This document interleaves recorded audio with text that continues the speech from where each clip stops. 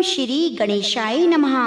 आज का दिन बहुत ही विशेष है क्योंकि आज है बुधवार का दिन, यानी अपने प्यारे गणपति बप्पा का दिन। गणेश जी को विघ्नहर्ता कहते हैं। इसका मतलब है कि वे देवता हैं जो हमारे जीवन की हर संकट, हर दुख और हर बाधा को हर लेते हैं। हमारे पुराणों में विशेषकर गणेश पुराण, स्कंद पुराण में बताया गया है, जो भक्त बुधवार के दिन भगवान गणेश की कथा को सुनता है उसके घर में कभी भी दरिद्रता नहीं आती। अगर आपके काम बनते बनते बिगड़ जाते हैं, घर में कलह रहता है, बच्चों की बुद्धि पढ़ाई में नहीं लगती, तो आज की यह कथा आपके लिए है। आज मैं आपको एक ऐसी कथा सुनाने जा रही हूँ जिसके सुनने मात्र से आपके जीवन के पाप कट जाएंगे। बस मन अपनी संसार की चिंताओं से हटा लीजिए और कुछ मिनटों के लिए प्रभु के चरणों में सौंप दीजिए। बात उन दिनों की है जब एक बार माता पार्वती और भगवान शिव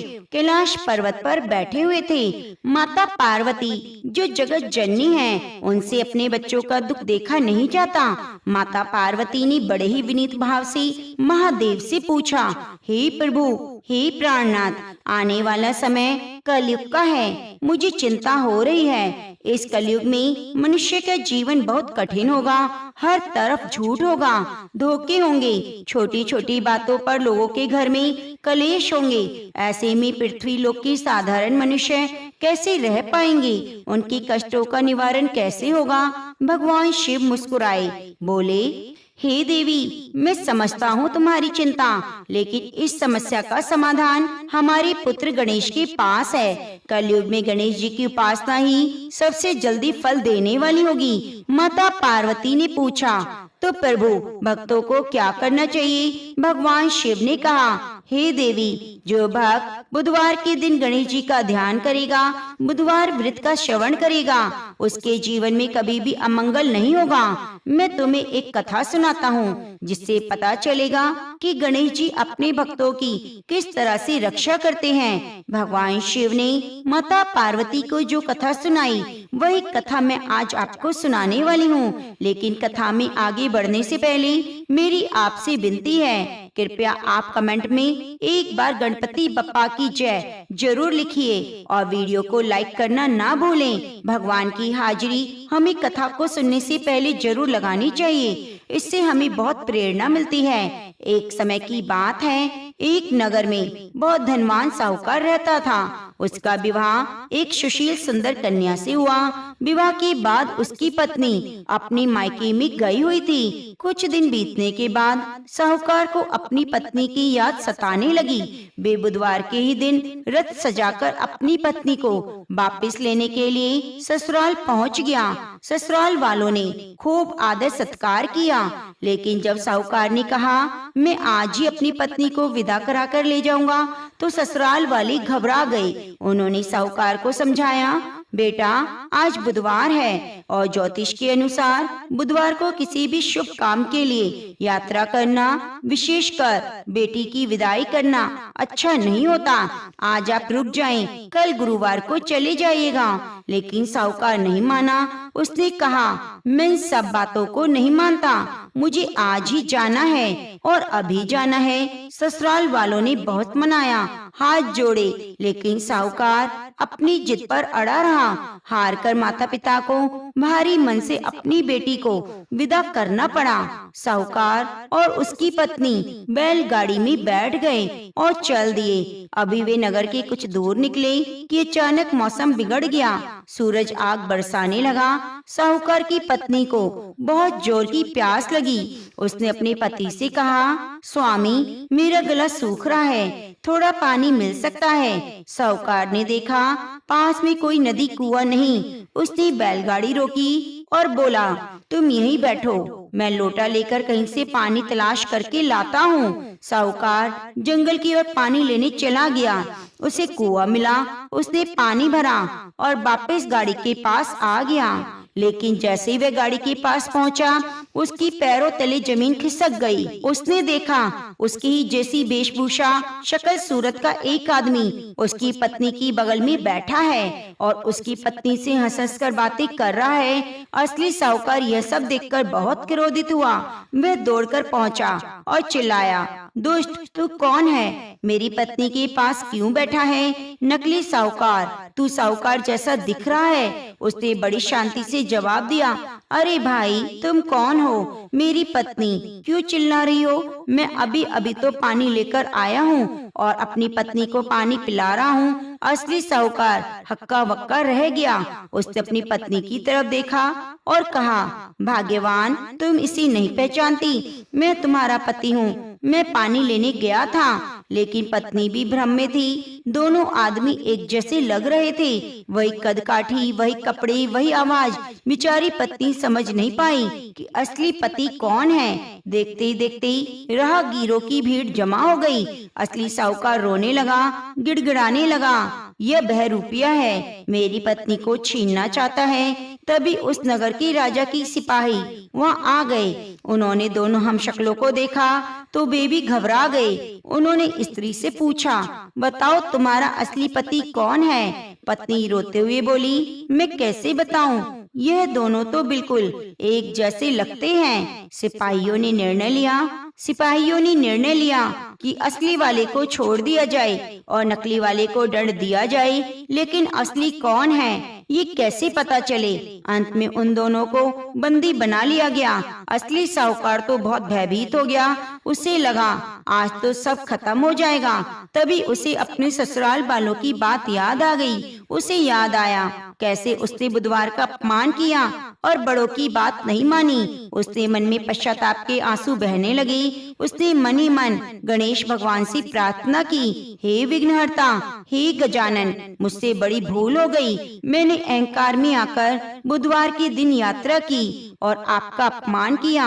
मुझे क्षमा कर दो। मेरे मान सम्मान, मेरी पत्नी की रक्षा कीजिए। मैं वचन देता हूँ कि आज के बाद सदैव बुधवार का सम्मान करूँगा, आपकी भक्ति करूँगा। भक्तों, भगवान तो भाव की भूखे हैं। जैसे साहूकार के सच्चे दिल से क्षमा मांगी, वही चमत्कार हुआ।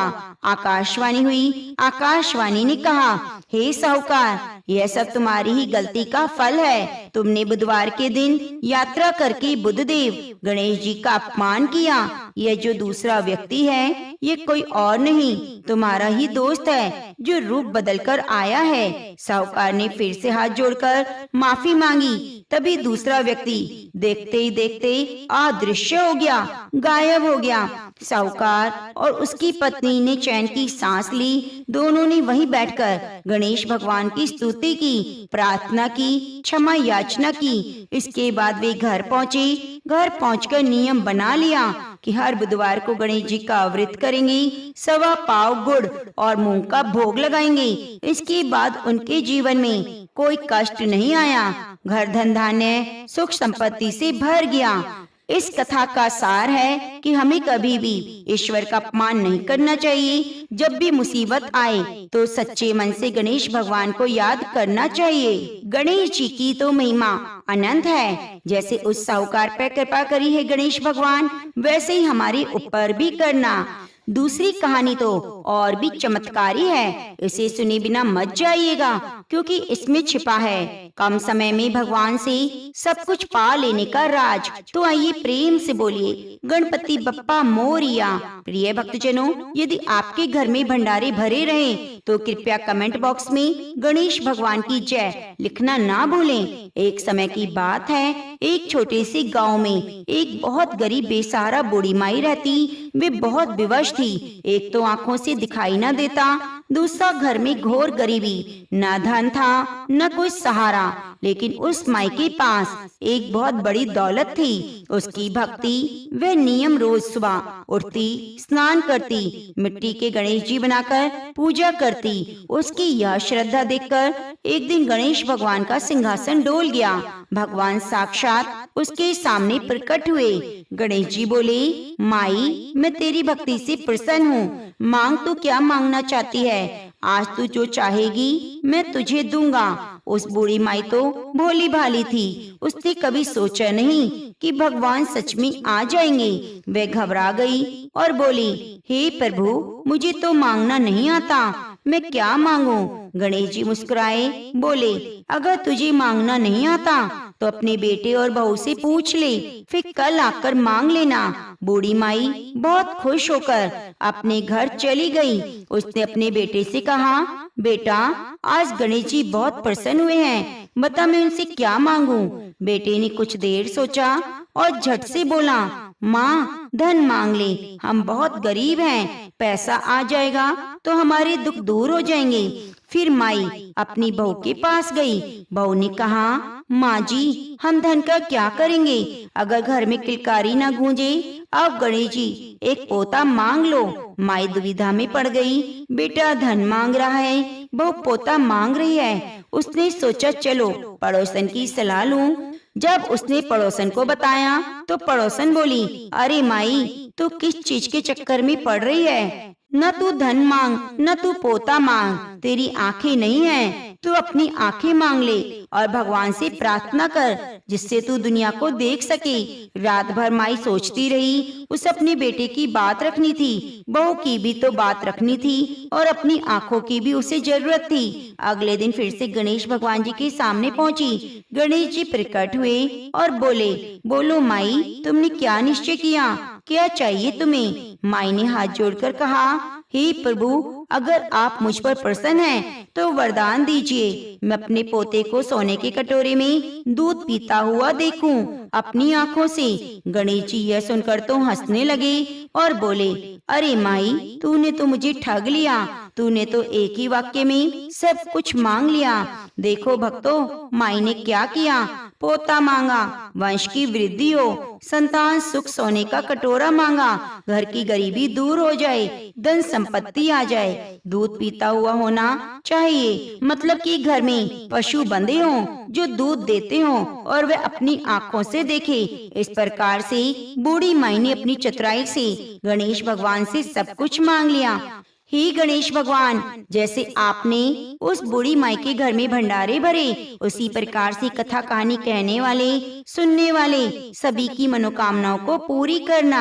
जो भी गणेश भगवान की शरण लेता है उसे बुद्धि मिलती है और घर में रिद्धि सिद्धि के भंडारे भर जाते हैं। तो प्रिय भक्तजनों, कथा को आगे बढ़ाने से पहले आपसे निवेदन है, कमेंट बॉक्स में एक बार गणेश भगवान की जय जरूर लिखिएगा।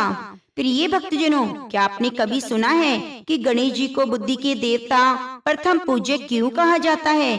तो आइए सुनते हैं इस कथा को। इसके सुनने के बाद आपके बच्चे भी माता पिता का सम्मान करना सीख जाएंगे और आपको ये विश्वास हो जाएगा कि दुनिया में बुद्धि और विवेक से बड़ी कोई ताकत नहीं। बात उस समय की है जब कैलाश पर्वत पर भगवान शिव और माता पार्वती बड़ी आनंद मग्न थे।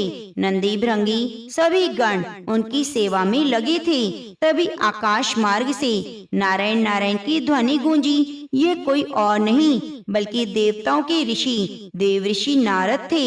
नारद जी के हाथ में एक बहुत ही अद्भुत चमकीला दिव्य फल था। उस फल से ऐसी सुगंध आ रही थी कि पूरा कैलाश महक उठा।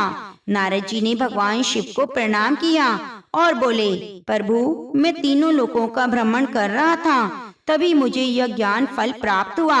यह कोई साधारण फल नहीं, जो भी इस फल को खाएगा उसको ज्ञान और अमरता की प्राप्ति होगी। मैं चाहता हूँ इसे आप ग्रहण करें। भगवान शिव मुस्कुराए, लेकिन इससे पहले वे फल लेते वहाँ खेल रहे थे दो बालक, भगवान कार्तिकेय और बाल गणेश दौड़कर पास आ गए। बच्चों का स्वभाव तो आप जानते ही हैं। फल की खुशबू और चमक देखकर दोनों मचल गए। कार्तिकेय जी बोले, पिताजी ये फल मैं खाऊंगा। बालक गणेश बोले, नहीं, ये मैं फल खाऊंगा। पिताजी, ये फल तो मैं ही खाऊंगा, मुझे भूख लगी है। अब माता पार्वती और भगवान भोलेनाथ के सामने धर्म संकट आ गया। फल एक था, खाने वाले दो। अगर कार्तिकेय को दो तो गणेश जी रूठ जाएंगे और गणेश को दो तो कार्तिकेय को बुरा लगेगा। अब तो माता पिता के लिए दोनों संतानें बराबर हैं। भगवान शिव ने एक लीला रची। उन्होंने फल को अपने हाथ में उठाया और दोनों बेटों को और देखकर कहा, ये फल कोई साधारण नहीं, इसीलिए उसे ही फल मिलेगा जो इसका सच्चा अधिकारी होगा। कार्तिकेय और गणेश जी ने एक साथ पूछा, पिताजी इसकी परीक्षा कैसे होगी? भगवान शिव ने कहा, तुम दोनों में से जो भी संपूर्ण पृथ्वी की परिक्रमा लगाकर सबसे पहले आएगा वही इस फल का अधिकारी होगा, वही सर्वश्रेष्ठ और बुद्धिमान माना जाएगा। यह सुनते ही कार्तिकेय जी का तो चेहरा खिल उठा। उनके पास तो उनका वाहन मोर था जो हवा से भी तेज उड़ सकता था। उन्हें अपनी गति और शक्ति पर भरोसा था। कार्तिकेय जी ने तुरंत अपने मोर को बुलाया और उस पर सवार हुए। माता पिता को प्रणाम करके वे पलक झपकते ही आकाश में उड़ गए। उन्होंने सोचा, गणेश जी तो वैसे भी भारी शरीर वाले हैं, उनका वाहन चूहा है। जब तक वे नगर पार करेंगे तब तक पूरी दुनिया को घूमकर वापस आ जाऊंगा। लेकिन इधर हमारे प्यारे गणेश जी वहीं खड़े रहे। वे चिंता में पड़ गए। उन्होंने अपने भारी भरकम पेट को देखा, फिर अपने छोटे से वाहन चूहे को देखा। गणेश जी मन ही मन सोचने लगे, अगर मैं इस चूहे पर बैठकर सारी पृथ्वी का चक्कर लगाने लगा तब तो मुझे वर्षों लग जाएंगे। कार्तिकेय भैया मीलों दूर निकल गए होंगे, तो क्या मैं हार मान लूं? क्या वह सिद्ध नहीं कर पाऊंगा कि मैं भी योग्य हूँ? प्रिय भक्तगणों, गणेश जी ने वह किया जिसने इतिहास बदल दिया। उन्होंने बल नहीं बुद्धि का प्रयोग किया। गणेश जी ने ऐसा क्या किया? क्या वे हार गए या उन्होंने कोई ऐसा रास्ता निकाला जो कभी सोचा ना था? कथा वहीं नहीं रुकी थी जहाँ कार्तिकेय जी अपने मोर पर बैठकर हवा से बातें करते हुए निकल चुके थे। वे आकाश की ऊंचाइयों को चीरते हुए पल भर में नजरों से दूर हो गए। लेकिन कैलाश पर सन्नाटा छा गया। भगवान शिव और माँ पार्वती बड़े कौतूहल से अपने छोटे पुत्र गणेश को देख रहे थे। नंदी भृंगी भी आपस में फुसफुसा रहे थे, अरे गणेश भैया, आप अभी यहाँ खड़े हैं, अब तो आप हार जाएंगे। कार्तिकेय जी तो सुमेरु को भी पार कर चुके होंगे। सबसे ज्यादा चिंता में अगर कोई था तो वे गणेश का वाहन मूषक। मूषक राज ने अपनी छोटी छोटी आंखों से देखा और गणेश जी के चरणों में सर रगड़ते हुए कहा, हे प्रभु, हे मेरे मालिक, आप अभी सोच रहे होंगे, उधर देखिए, मोर तो भैया को बादलों को पार कराते ले जा रहा है। मेरी टांगे बहुत छोटी हैं, पर वो मैं दौड़ भी लगा लूं तो मोर की बराबरी नहीं कर सकता। हमें हारना ही पड़ेगा।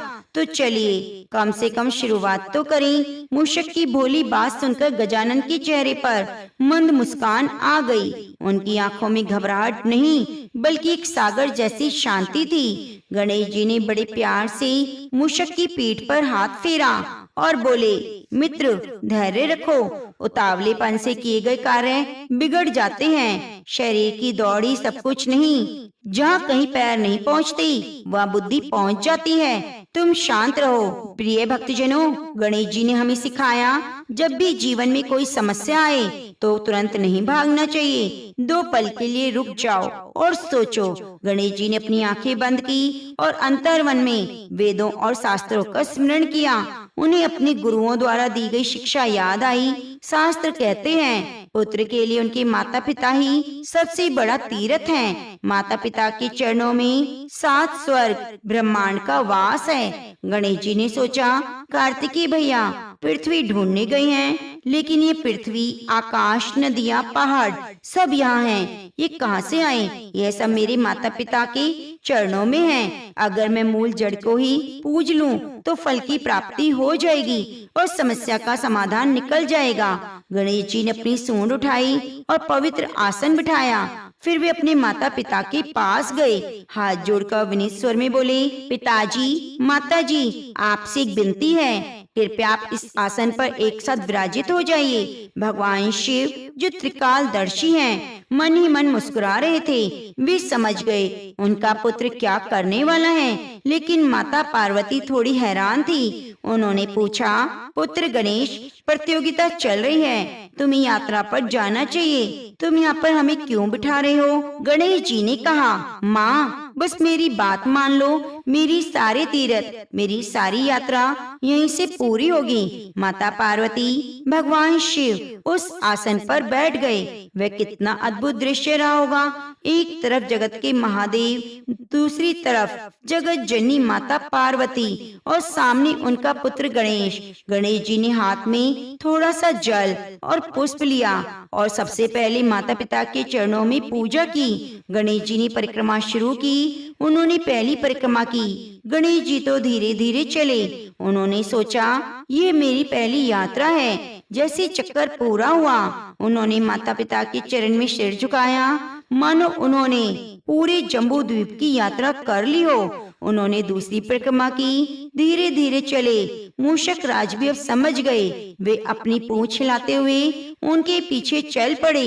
दूसरी परिक्रमा पूरी हुई, मानो सारे समुद्र पार कर लिए हों। तीसरी परिक्रमा शुरू हुई। प्रिय गणेश जी भाग नहीं रहे थे। वे हर कदम पर मंत्र का उच्चारण कर रहे थे। मातृदेव पितृदेवो भवा। तीसरी परिक्रमा में उन्होंने पर्वतों की यात्रा का पुण्य पा लिया। अब चौथी परिक्रमा हुई। इस बार उन्होंने देवताओं का स्मरण किया। माता पिता के चारों ओर घूमते हुए उन्हें ऐसा लगा जैसे स्वर्ग लोक से होकर आए हों।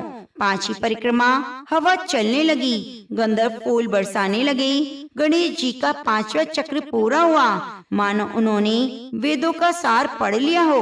छठी परिक्रमा, उनकी भक्ति अब चरम सीमा पर थी। माता पिता के शरीर में ही पूरा ब्रह्मांड, सूर्य, तारे, ग्रह सब घूमते हुए दिखाई दे रहे थे। अब आई सातवीं परिक्रमा की बारी। अंत में सातवां चक्कर लगाते ही गणेश जी ने साष्टांग दंडवत प्रणाम किया। उन्होंने कहा, हे प्रभु, हे जननी, मेरी पृथ्वी की परिक्रमा पूरी हुई। अब जरा दूसरी ओर देखिए। वे दूर आकाश में स्वामी कार्तिकेय पसीनों से लथपथ थे। उनका मोर पूरी ताकत से उड़ रहा था। कार्तिकेय जी सोच रहे थे, मैं गंगा सागर पार कर आया, अब मैं विंध्याचल पार कर रहा हूँ। गणेश जी तो अभी घर से निकले नहीं होंगे। यह फल तो मेरा है। उन्हें नहीं पता था जिसे बाहर ढूंढ रहे हैं उसे गणेश जी ने घर में ही पा लिया।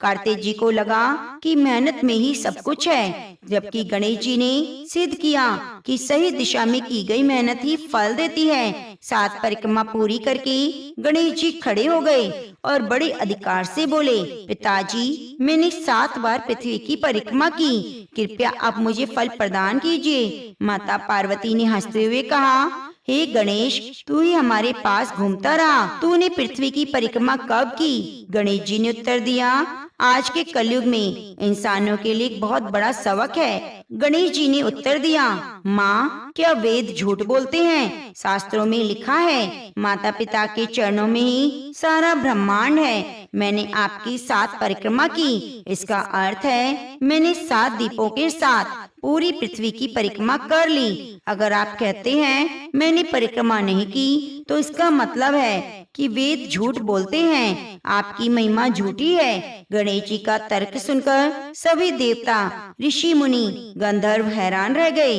देव ऋषि नारद जी अपनी वीणा बजाना भूल गए। इसका सटीक तर्क, इतनी गहरी भक्ति, भगवान शिव गदगद हो गए। उन्होंने गणेश जी को गले लगाया और बोले, पुत्र, तेरी बुद्धि अतुलनीय है। तूने सत्य कहा। जो व्यक्ति माता पिता की सेवा करता है उसे किसी तीर्थ पर जाने की आवश्यकता नहीं। तूने न केवल परिक्रमा की, बल्कि तूने धर्म का मर्म भी जान लिया।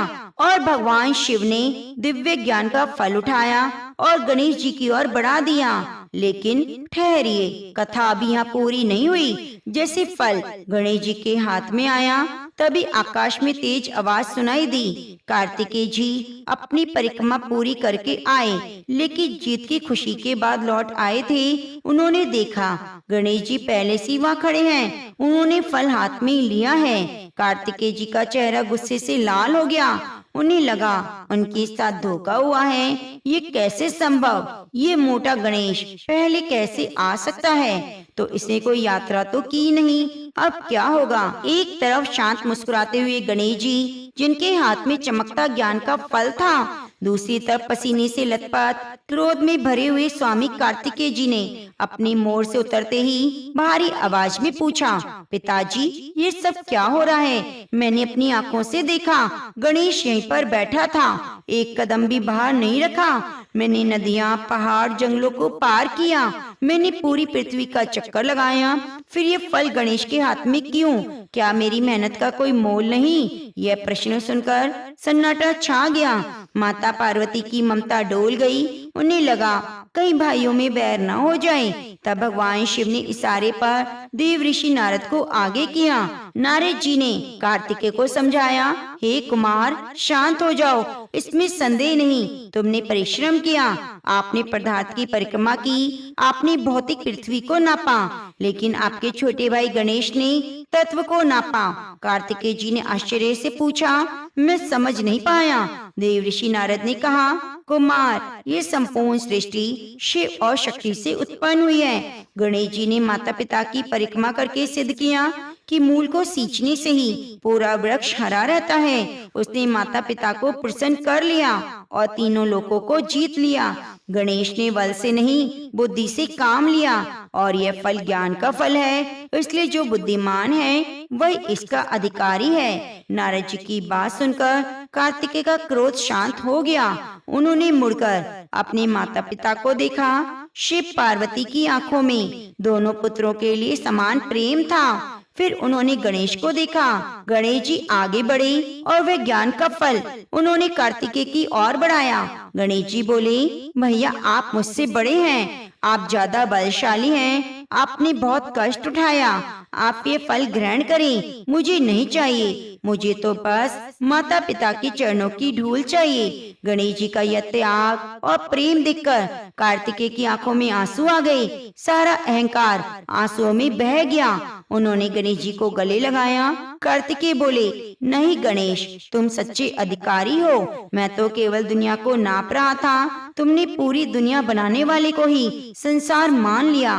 तुम्हारी बुद्धि, तुम्हारी भक्ति ही सबसे ऊपर है। यह दृश्य देखकर भगवान शिव अति प्रसन्न हुए। उन्होंने घोषणा की, गणेश आज तुमने अपनी बुद्धि और मातृ पितृ भक्ति से सबको चकित कर दिया, इसलिए मैं तुम्हें वरदान देता हूँ, आज से तुम प्रथम पूजनीय कहलाओगे। संसार में कोई भी शुभ कार्य होगा, जब तक तुम्हारी पूजा पहले नहीं की जाएगी, यह पूजा अधूरी मानी जाएगी। चाहे विवाह हो, चाहे गृह प्रवेश, चाहे कोई नया व्यापार शुरू किया जाए, क्योंकि तुमने अपनी बुद्धि से यह विजय पाई है। इसलिए हर सप्ताह के बुधवार को तुम्हारी पूजा जरूर की जाएगी। बुधवार के दिन तुम्हारी कथा को जो भी सुनेगा, उसकी बुद्धि कभी भी भ्रमित नहीं होगी। घर में धन लक्ष्मी के भंडारे भरेंगे और उनकी सभी कार्य अपने आप ही बनते चले जाएंगे। तो प्रेम से बोलिए, गणेश गजानन की जय। प्रिय भक्तजनों, अब आइए आपको सुनाते हैं गणेश भगवान की भाई बहन की कथा, जिसे सुनने से अमर सुहाग, अमर पीहर की प्राप्ति होती है। बहुत समय पहले की बात है। एक बहन और एक भाई रहते थे। बहन हर रोज अपने भाई का चेहरा देखकर खाना खाती। बहन रोज सुबह जल्दी उठकर घर का सारा काम करके जल्दी से अपने भाई को देखने निकल जाती। रास्ते में पीपल के पेड़ के नीचे गणेश जी की मूर्ति थी, जहाँ वह नित्य हाथ जोड़कर कहती, भगवान मेरी जैसा अमर सुहाग, अमर पीहर सबको देना। रास्ते में जाते हुए जंगल का कांटा उसके पैर में चुभ जाता। एक दिन बहन ने अपने भाई का चेहरा देखा और बैठ गई। भाभी जी ने उससे पूछा, भाई जी तुम्हारे पैरों में क्या हुआ है? बहन ने कहा, रास्ते में आते वक्त जंगल का कांटा पैर में चुभ गया। यह कहकर बहन अपने घर चली गई। भाभी ने अपने पति से कहा, रास्ता साफ कर दीजिए, रास्ते से आते वक्त आपकी बहन के पैरों में कांटा चुभ जाता है। तुम्हारी बहन दुखी होती है। भाई ने कुल्हाड़ी लेकर सड़क से झरिया, जंगली घास, पेड़ पौधे काट दिए, जिससे रास्ता साफ हो गया। पेड़ों की सफाई के दौरान गणेश जी की मूर्ति अपने स्थान से हट गई, जिससे भगवान क्रोधित हो गए और उसके प्राण हर लिए। अब गांव के लोग अंतिम संस्कार के लिए भाई को ले जाने लगे।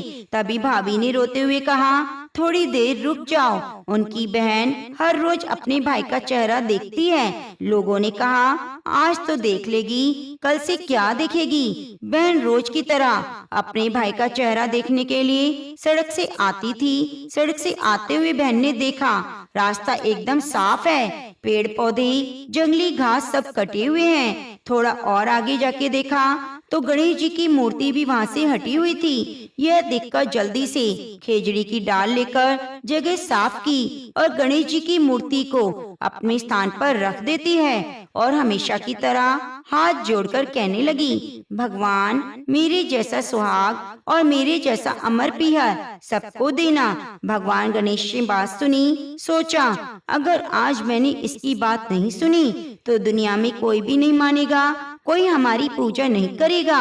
भगवान गणेश कहते हैं, बेटी खेजड़ी के 7 पत्ते ले जाओ, इन्हें कच्चे दूध में मिलाकर अपने भाई के शरीर पर छींटे मार देना, वह उठ जाएगा। जब बहन ने पीछे मुड़कर देखा तो कोई नहीं था। उसने सोचा जैसा सुना वैसा कर लेती हूँ। खेजड़ी के 7 पत्ते लेकर घर गई, देखा लोगों की भीड़ लगी है। उसने घर जाकर देखा भाई का शरीर रखा हुआ था, भाभी रो रही थी। उसे गणेश जी से जैसा सुना था वैसे कच्चे दूध में खेजड़ी के 7 पत्ते मिलाकर अपने भाई के शरीर पर छिड़क दिया।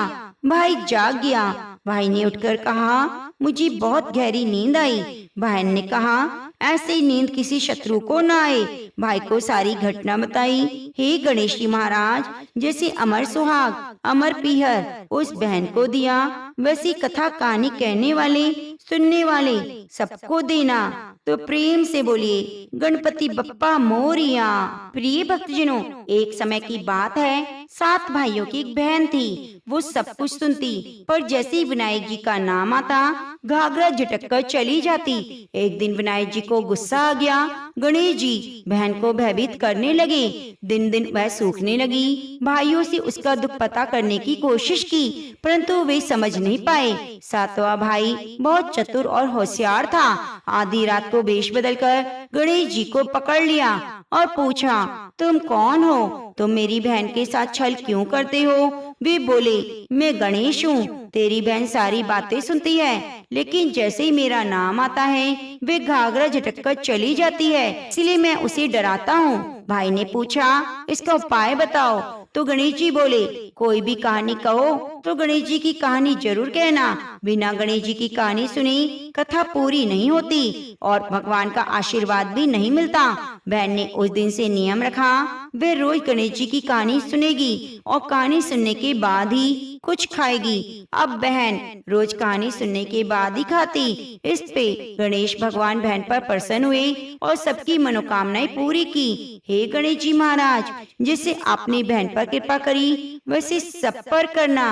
कथा कहानी कहते सुनते हुंकारा भरते सभी की मनोकामनाएं पूरी करना। तो प्रेम से बोलिए गणेश महाराज की जय। विघ्न हरता गणेश भगवान की जय। प्रिय भक्तजनों, यदि आपको कथाएं अच्छी लगी हैं और गणेश भगवान की कृपा को प्राप्त करना चाहते हैं तो चैनल को सब्सक्राइब करके बगल में बनी घंटी को दबा लीजिए और कमेंट बॉक्स में गणेश भगवान की जय जरूर लिखिए।